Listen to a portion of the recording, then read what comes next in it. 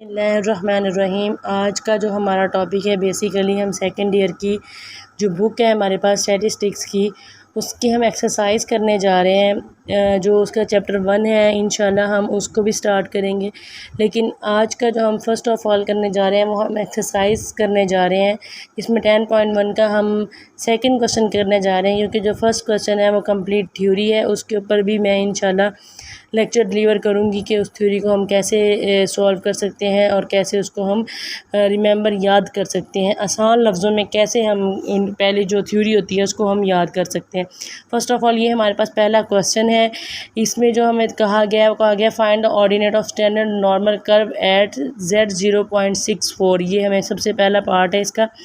इसके लिए हमें टेबल की ज़रूरत है, ठीक है। हमने इसको टेबल से फाइंड करना है। तो सबसे पहले जो टॉपिक है ordinate standard normal curve at, इसका टेबल हमारे पास यहाँ पर ये देखें, ये बुक के ऊपर इसका टेबल मौजूद है।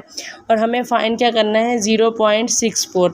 तो हमने 0.64 फाइंड करना है। आप यहाँ पे देख सकते हैं ये जो मैंने निकाली हुई है ये भी आगे हम यूज़ करेंगे। यहाँ मैं आपको 0.64 की वैल्यू दिखाती हूँ। यहाँ पर आप देखें ये है 0.6, ठीक है। और ये देखें ये आंसर है हमारा, ठीक है। तो हम ये वाला आंसर यहाँ पर लिखेंगे।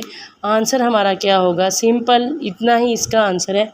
हमारे पास आंसर आप यहाँ से देख लें 0.6 यहाँ से देखना है और 0.04 आपने यहाँ से देखना है। तो ये हमारे पास आंसर है 0.6 और 0.04 आपने यहाँ से देखना है। ये दोनों देख लें, ठीक है। ये हमारे पास आंसर है, ये हम यहाँ पर लिख लेंगे। आंसर है हमारे पास 0.3250 एंड 6। अब हम इस आंसर को चेक करते हैं कि ये आंसर ठीक है या नहीं है। बेसिकली जो हमारे पास न्यूमेरिकल है वो ये है z = 0.64 और ये आप ये आंसर देख लें 0.3251 और ये देखें 0.32506 को अगर हम अप्रॉक्सीमेटली लिखना चाहें, क्योंकि ये नॉर्मल कर्व है, नॉर्मल डिस्ट्रीब्यूशन को फॉलो करता है। अगर हम इसको 3251 लिखना चाहें तो ये भी हम लिख सकते हैं। इसका क्या मतलब हुआ कि हमारा जो आंसर है वो बिल्कुल ठीक है। अब हम सेकेंड क्वेश्चन करने जा रहे हैं। तो सेकेंड पार्ट हमारे पास क्या है, वो हमारे पास आ जाता है z = 2.84। अब हमने 2.84 को टेबल में देखना है। फिर हम टेबल पे आ गए हैं। आप टेबल पे पेज नंबर भी देख सकते हैं, बुक आप लोगों के पास प्रोवाइड होगी जो भी स्टूडेंट है सेकंड ईयर के। तो ये देखें 2.84 था हमारे पास, ये देखें 2.84 और ये 2.8 और ये 0.04। इस तरह से हम टेबल वैल्यू देखेंगे।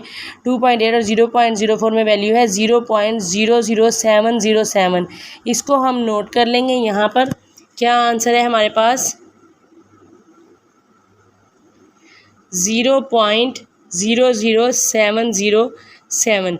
अब हम इसको चेक करेंगे कि ये ठीक है या गलत है। इसी तरह से हम अपना नेक्स्ट क्वेश्चन भी सॉल्व करेंगे। ये देखें, आप यहाँ से देख सकते हैं, ये देखें सेम आंसर वही है 0.0071। अब आप देखें इसको भी अब अप्रॉक्सीमेटली अगर हम लिखना चाहें तो हम इसको भी लिख सकते हैं 0.0071, ठीक है, जो कि यहाँ पर हमें आंसर गिवन दिया गया है। अब हम नेक्स्ट क्वेश्चन भी लिखेंगे इसी तरह से। हमारा नेक्स्ट क्वेश्चन है यहाँ पर z = -0.84 और उससे अगला क्वेश्चन भी हम यहीं पे लिख लेंगे। वो हमारा है z =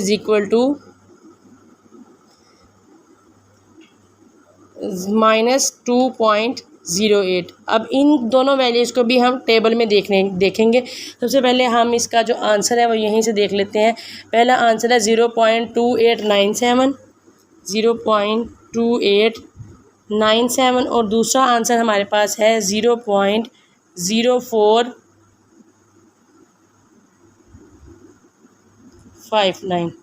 ये दोनों आंसर्स हमने यहाँ से लिख लिए हैं। अब हम अपने टेबल पे चलते हैं, चेक करते हैं कि यही आंसर्स आ रहे हैं जी। तो पहला हमारे पास था -0.84। ये देखें ये हमारा क्वेश्चन था, ये था -0.84। इसका आंसर था 0.2897। आप यहाँ पे भी देख सकते हैं 0.2803 है।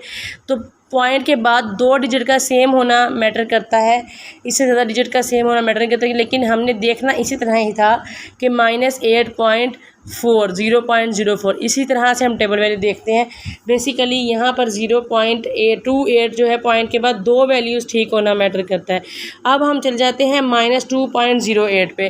तो -2.08 हमें यहाँ पर मिलेगा, ये देखिए -0.08 ये वाली वैल्यू यहाँ से देखें आप, ये है 0.4586 0.0489 ये अप्रॉक्सीमेटली लिखी हुई है। तो ये बेसिकली आप देख लें, पेज नंबर नोट कर लें, टेबल नंबर देख लें, ordinate of standard normal curve Z कि ये जो हमारे पास क्वेश्चन नंबर 2 है ये कैसे सॉल्व होता है। ये बेसिकली हमें टेबल वैल्यूज़ देखना सिखाई हुई हैं कि नॉर्मल डिस्ट्रीब्यूशन में हमारे पास टेबल वैल्यूज़ हम कैसे देखते हैं। इस तरह से हम अगर हमारे पास नॉर्मल कर्व हो, ऑर्डिनेट और स्टैंडर्ड नॉर्मल कर्व में हम टेबल वैल्यूज़ कैसे देखते हैं। ये टेबल्स आप देख सकते हैं, एक ये टेबल यहाँ से शुरू हो रहा है, फिर ये पहले सारे माइनस वाली आ रहे हैं, क्राइटेरिया आ रहा है, फिर पॉजिटिव क्राइटेरिया आ रहा है, और बेसिकली ये 3 पेजेस पे टेबल जो है कवर किया गया है।